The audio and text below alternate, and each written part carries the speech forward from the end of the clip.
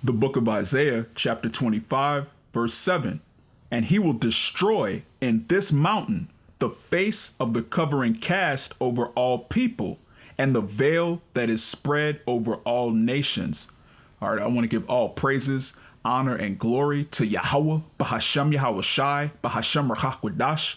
Yahawah is the true name of the Heavenly Father in the Holy Tongue. Yahawashi is the true name of the King and Savior of Israel. And Rahakwadash is the Holy Spirit, which is the Comforter. Double honors the apostles and elders of Great Millstone for leading by example in these last days. And Shalawam to the hopeful elect, all you Akim making your bodies a living sacrifice. Now, through the Spirit, this is going to be a response to the elders' lesson earlier called Septimius Severus, Black Caesars. And what the elder and the younger brother were going into was a response to this article. Let me read the title of the article. It says, How a Designer Used AI, Artificial Intelligence, and Photoshop to bring ancient Roman emperors back to life. And basically what happened is you had an Edomite who was a special effects engineer. He worked on big budget Hollywood movies, and due to the pandemic, he's not able to get as much work as he used to. So he resorted to one of his hobbies, which is restoring ancient images of Roman emperors. And he used a combination of busts, which a bust is a statue of someone's head, neck, and shoulders. It's basically like an ancient selfie, if you could receive that. It's like a portrait in the ancient world. So he used a combination of the bust as well as machine learning, artificial intelligence.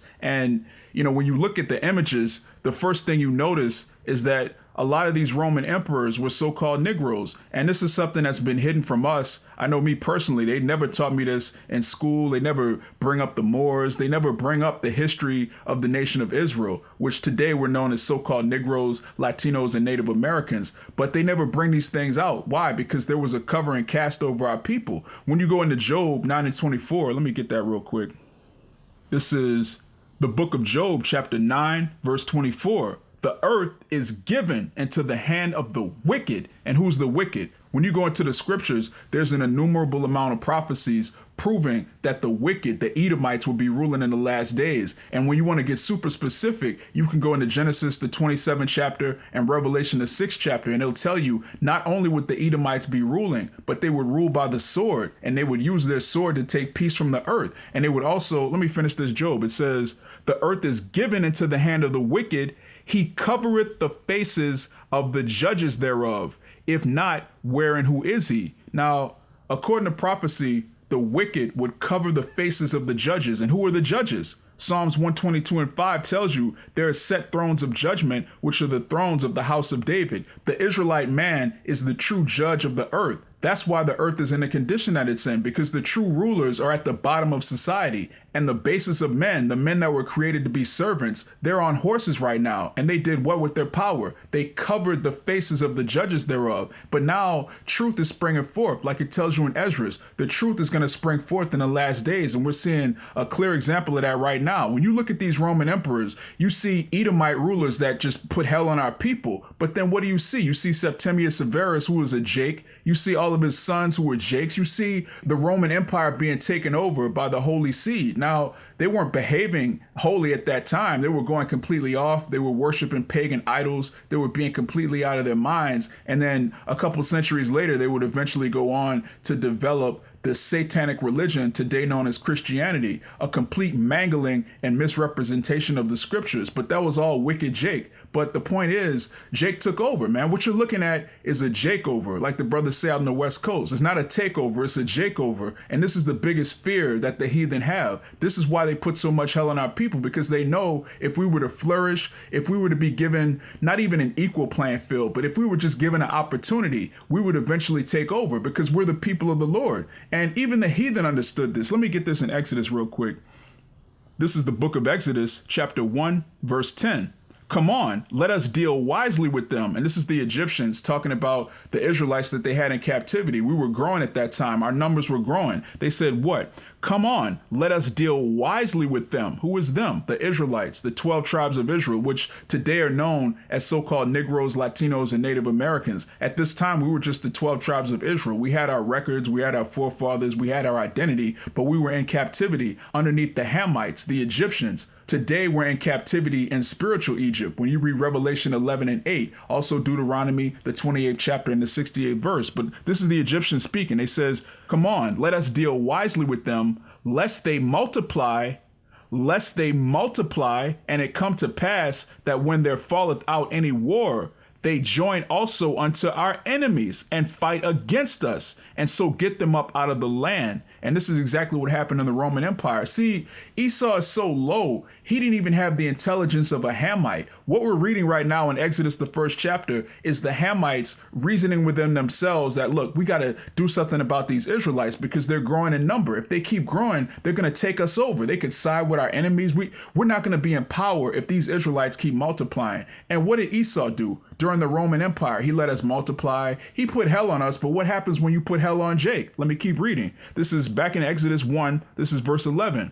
Therefore, they did set over them taskmasters to afflict them with their burdens. And they built for Pharaoh treasure cities, Pithom and Ramses. But the more they afflicted them, the more they multiplied and grew. And they were grieved because of the children of Israel. And that's exactly what happens. When you put affliction on Jake, Jake has to blow off some steam. So what happens? Israel multiplies, whether it's an Israelite woman or a heathen woman. Either way, when you put hell on Jake, 40 weeks later, you have another Israelite. And this is what happened during the Roman captivity. We kept multiplying, we kept joining his armies, and then we rose through the ranks. That's what Jake does. Anywhere you put Jake, Jake is going to flourish. And that includes the Roman armies. Now, before we continue, let's prove that Jake was all up in Rome being considered Romans. This is the book of Acts, chapter 22, and I'm going to start at verse 24. The chief captain commanded him to be brought into the castle. This is talking about Apostle Paul, and bade that he should be examined by scourging, that he might know wherefore they cried so against him. So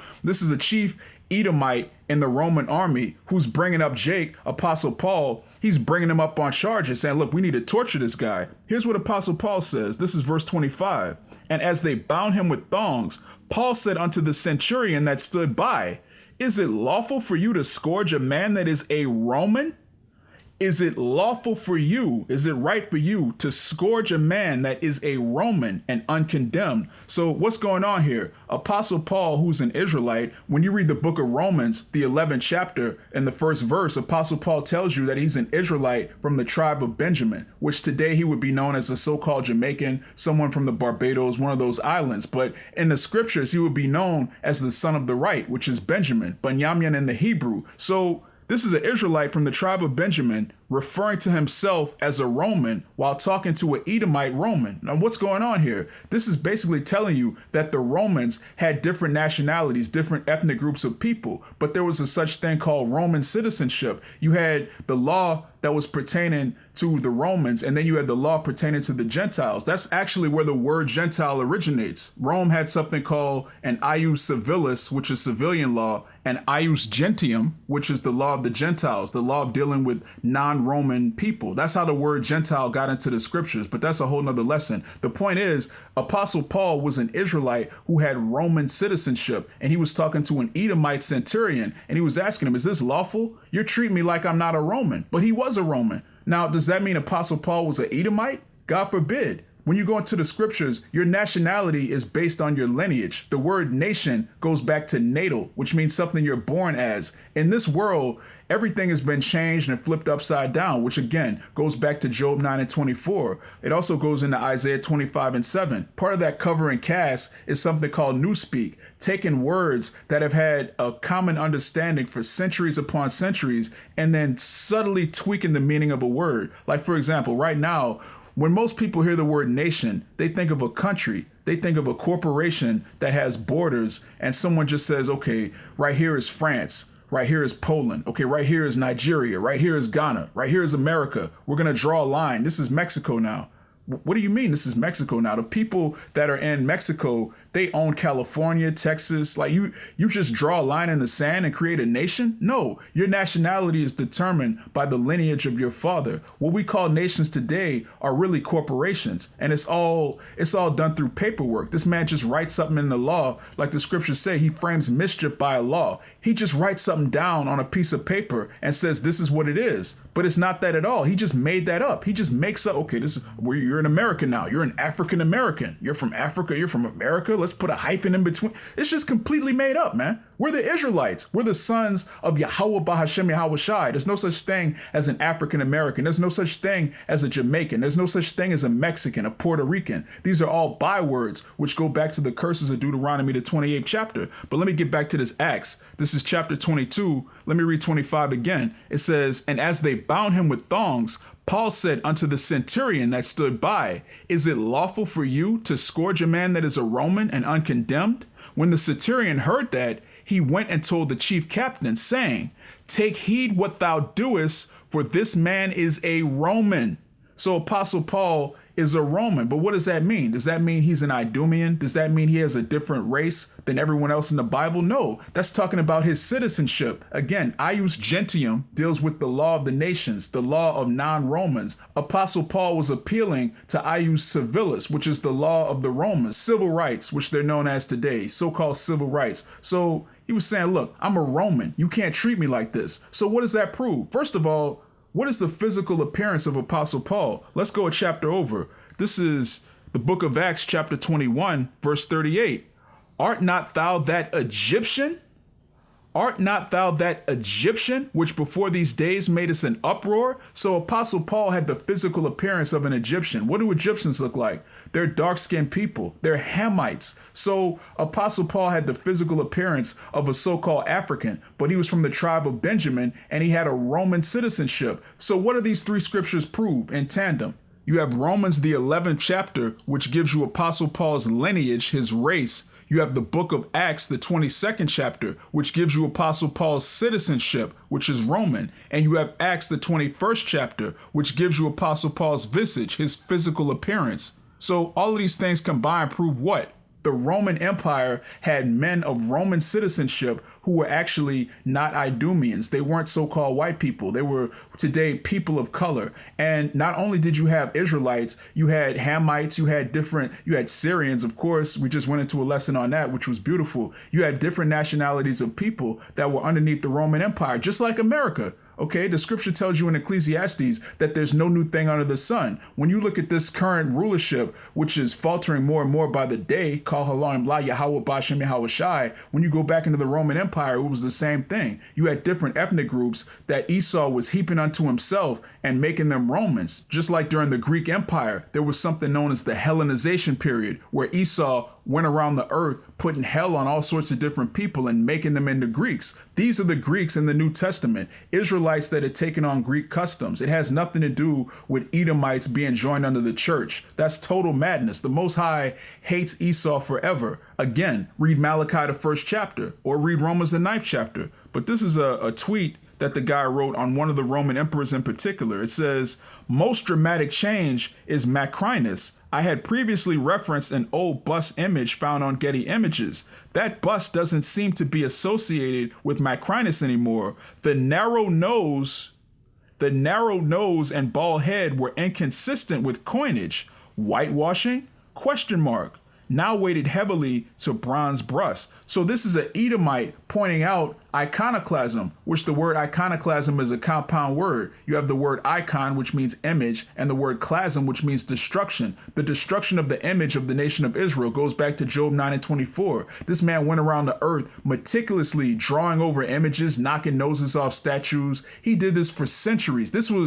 Jake had tens of thousands of images, paintings, busts everywhere. And this man had to convince the world that we were just apes swinging from trees in Africa somewhere with loincloths on, grunting and talking with clicks and pops. And he tried to convince the world that we're Hamites. And he did it for the most part. If it wasn't for the Spirit of the Lord, if it wasn't for the sacrifice that Yahawashi made to unloose the seals on the word, on the book, if he didn't unlock the book, we would never know who we are. We would still be on some pro-black African, back to Africa madness, man, which Hey, the black conscious community, all they could do is talk about the scriptures right now. That's how heavy the spirit of the Lord is. There's nothing moving without Yasharallah. There's nothing moving without the spirit of Yahawah, bahasham, Yahawashi. So these Edomites admitting that their forefathers whitewashed everything, even that's in the word itself. Let's get that. This is the book of Psalms, chapter 64, verse 8. So they shall make their own tongue to fall upon themselves.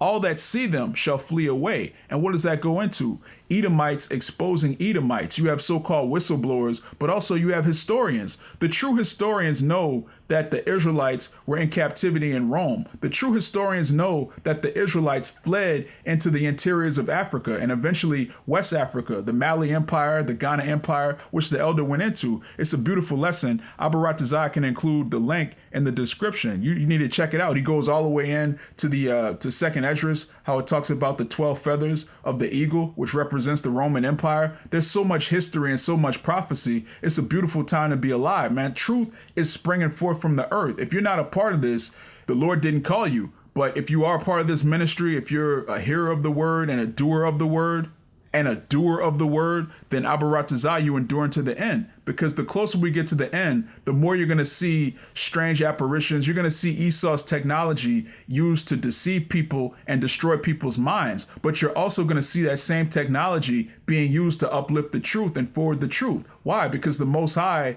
a false balance is an abomination to the Most High. So the same way Esau is using that technology on the left-hand side to promote wickedness, the Most High is going to use it on the right-hand side to promote the truth. So Abaratazai, this lesson was edifying. I want to give all praises, honor, and glory to Yahawah, bahasham, Yahawashi, bahasham, Rahakwadash. Double honors to the apostles and elders of Great Millstone, and Shalawam to the hopeful elect.